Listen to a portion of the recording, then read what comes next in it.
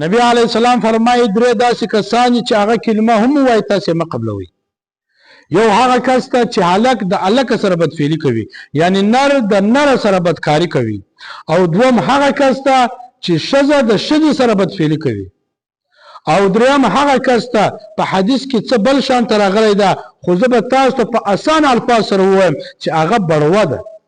بړوه هغه چاته ویل کېږي چې خلک ګناهو طرف ته رابولي، یا ستاسو د مخه د حیا وي، هلکان چلوي یا خلک چلوي یا زنانې چلوي، دې ته ویل کېږي بړوه. نبی علیه الصلاة والسلام فرمایي وایي دغه بړوه چې کلمه هم وایي تاسې کلمه مه قبلوئ. نو درې داسې کسان دي چې نبی علیه الصلاة والسلام فرمایي چې دا کلمه هم وایي تاسې مه قبلوئ. یو هغه چې نر د نر سره بدفعلي کوي، دوم هغه چې ښځه د ښځې سره بدفعلي کوي، دریم هغه بړوه ده چې خلک د ګناهو طرف ته رابولي. نبی علیه الصلاة والسلام فرمایي وایي چې دا کلمه هم وایي تاسې کلمه مه قبلوئ.